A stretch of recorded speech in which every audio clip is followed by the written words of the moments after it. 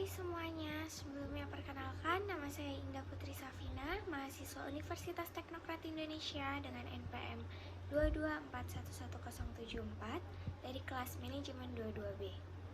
Jadi di sini saya akan menjelaskan materi tentang seleksi dan penempatan mata kuliah MSDM.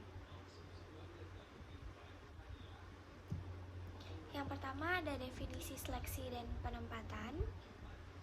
Seleksi adalah proses memilih calon karyawan yang terbaik untuk ditempatkan pada pekerjaan yang lowong. Penempatan adalah proses penempatan karyawan sesuai dengan pengetahuan, keterampilan, dan kemampuan dengan persyaratan pekerjaan. Lalu ada dasar seleksinya.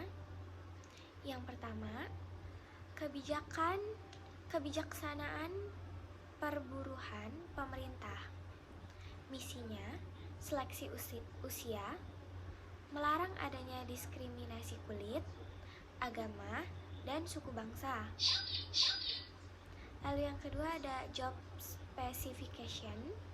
Prinsipnya, the right man on the right place and the right man behind the right guy. Lalu yang ketiga ada ekonomis rasional biaya, waktu, dan pikiran dimanfaatkan secara efektif sehingga hasil efektif dapat dipertanggungjawabkan. Lalu yang keempat ada etika sosial, mempertimbangkan norma-norma hukum, agama, kebudayaan, dan adat istiadat masyarakat, serta hukum yang berlaku di negara bersangkutan. Lalu ada tujuan seleksi. Tujuan seleksi adalah yang pertama, mendapatkan karyawan yang kualifin dan potensial.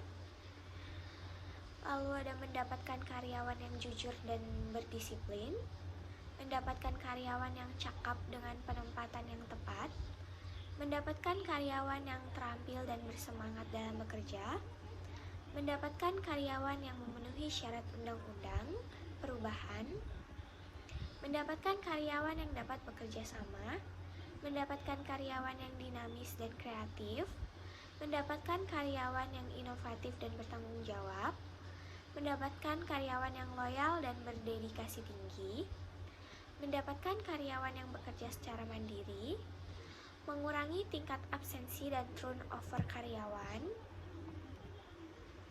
Lalu ada metode penetapan jumlah karyawan.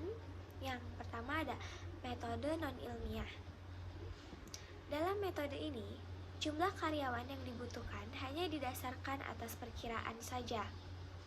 Metode ini akan mengakibatkan jumlah karyawan yang diterima tidak sesuai dengan kebutuhan volume pekerjaan, sehingga menimbulkan kerugian. Lalu yang kedua ada metode ilmiah. Dalam metode ini, jumlah karyawan yang akan diterima betul-betul atas perhitungan dan analisis beban kerja serta standar prestasi kerja. Analisis beban kerja adalah penentuan jumlah pekerjaan yang diperlukan untuk menyelesaikan pekerjaan dalam jangka waktu tertentu. Lalu di sini ada cara seleksinya.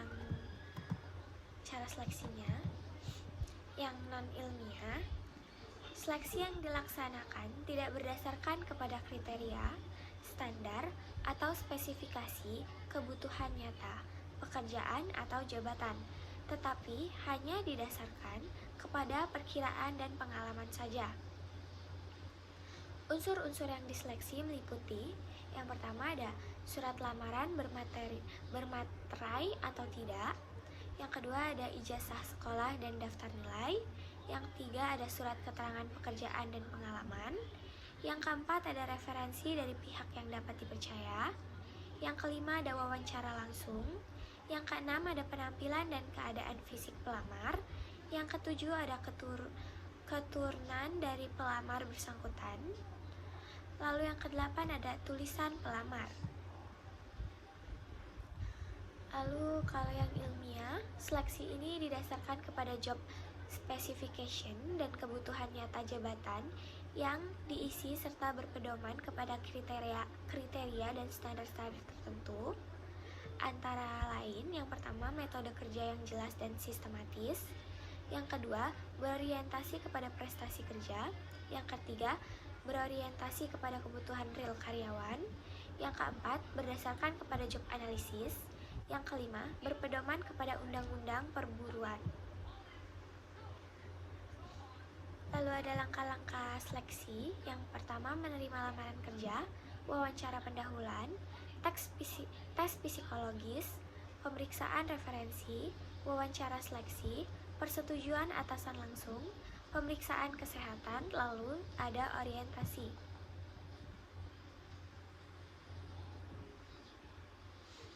Oke, mungkin itu saja yang dapat saya sampaikan mengenai materi tersebut.